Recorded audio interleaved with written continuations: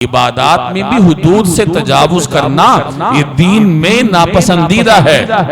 ایک روایت میں آتا ہے حضرت عائشہ رضی اللہ تعالی عنہ نے نبی کریم صلی اللہ علیہ وسلم سے عرض کیا کہ یا رسول اللہ یہ خولا ہیں ایک صحابیہ اور انہوں نے یہ عزم کیا ہے کہ وہ رات بھر نہیں سوئیں گی، عبادات کریں گی۔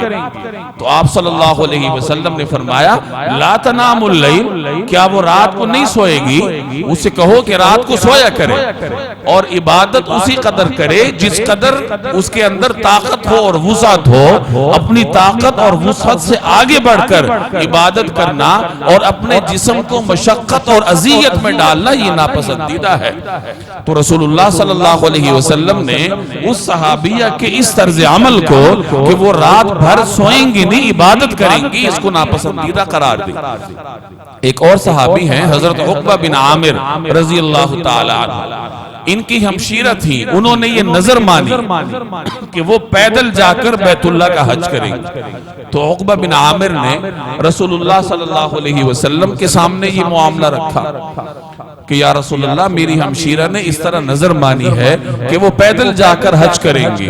تو آپ صلی اللہ علیہ وسلم نے فرمایا کہ اپنی بہن سے کہو کہ سوار ہو کر جائے۔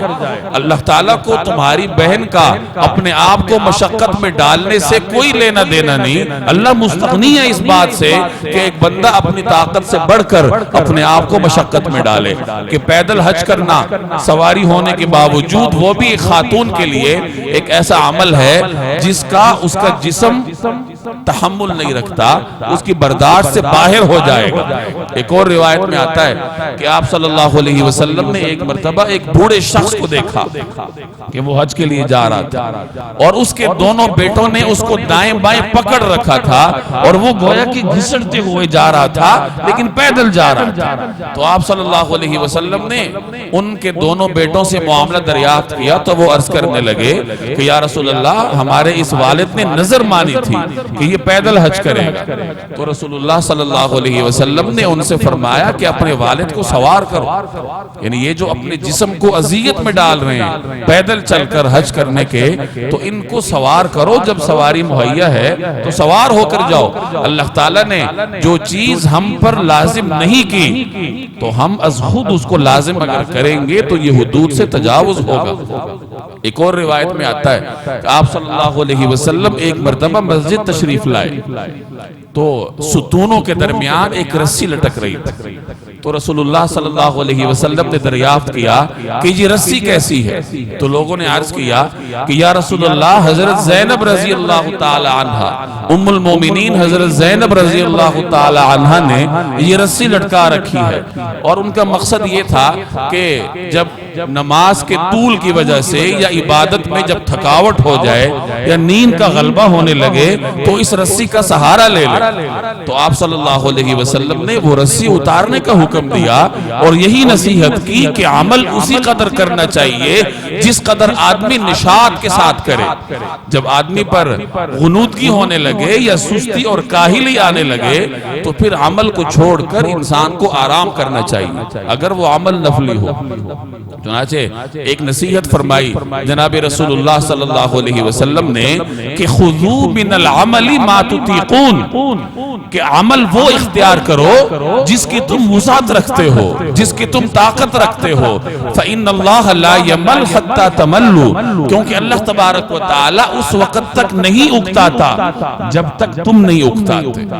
محدثین فرماتے ہیں کہ اس جملے کا مطلب یہ ہے کہ جب تک کہ اللہ تعالیٰ اس وقت تک نہیں اکتاتا جب تک تم نہیں اکتاتے، کہ جب آپ نہیں اکتاتے نشاط میں ہیں، اکتاہٹ نہیں ہے اور عمل کر رہے ہیں تو اللہ تعالیٰ کو بھی اجر دینے میں کوئی تعمل اور اکتاہٹ نہیں ہوتی۔ لیکن جب انسان پر غفلت چھا جائے، اکتاہٹ آ جائے تو پھر اللہ تبارک و تعالیٰ اس کو اجر نہیں دیتا۔ تو فرمایا کہ عمل وہ کرو جس کی تم طاقت رکھتے ہو، کیونکہ اللہ تبارک و تعالی اس وقت تک نہیں اکتاتا جب تک تم لوگ نہیں اکتاتے، کہ جب تک نشاط میں ہو، طبیعت میں تازگی ہے اور طبیعت نفلی عبادات پر آمادہ ہے تو اس وقت تک عبادات کرتے رہو، لیکن جب طبیعت پر اکتاہٹ آ جائے، تازگی نشاط جاتا رہے، تو عبادات ترک کر کے انسان کو آرام کرنا چاہیے، کیونکہ جسم کبھی انسان پر حق ہوتا ہے۔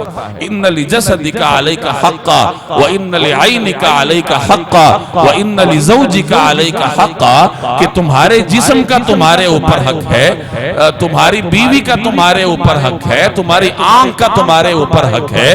تو یہ تمام حقوق اللہ تبارک و تعالی نے ایک انسان کے ذمے عائد کر رکھے ہیں، اور ایک حق کو پامال کرتے ہوئے دوسرا حق پورا کرنا یہ اعتدال سے تجاوز ہے۔ اعتدال یہ ہے کہ انسان اپنے ذمے واجب تمام حقوق کو پورا کرے۔